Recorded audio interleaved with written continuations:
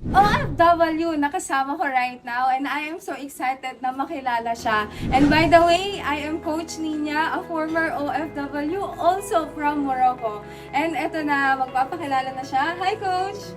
Hello everyone, my name is Lenny Marcelo, a former OFW from Hong Kong. Wow! Grabe no, we are expanding there in Hong Kong. Pero sobrang, ako pa lang right now, na-amaze na ako sa story mo. Pero can you share sa mga makakapanood sa video na to, anong reason bakit ka nag-join sa community? So ayun po ako talagang bilang isang nanay kasi may time na nangungulila ako sa pamilya ko kaya naghanap ako ng ibang opportunity at para makapagbigay din sa amin kasama ang pamilya ko ng financial freedom. Na meron naman financial freedom sa Hong Kong pero may limit, may naka-budget kumbaga. Naka-budget. So parang kinakapos din, no?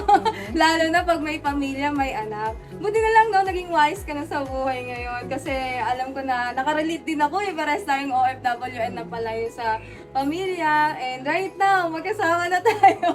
Nandito sa Pinas, ginagawa full-time yung negosyo. And very quick lang, no? Last message na lang para sa mga kapwa natin OFW. Ano yung mami-message mo sa kanila? Bakit kailangan din nilang mag-business and maging stable dito sa Pinas?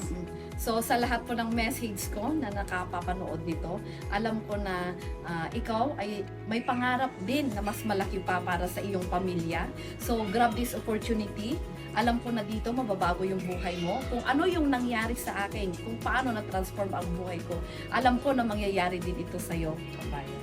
Yes! Kung ano yung nangyari kay Coach Lenny, it will happen to you also. And excited ako to guide you here. Mag-message ka lang and see you in my inbox.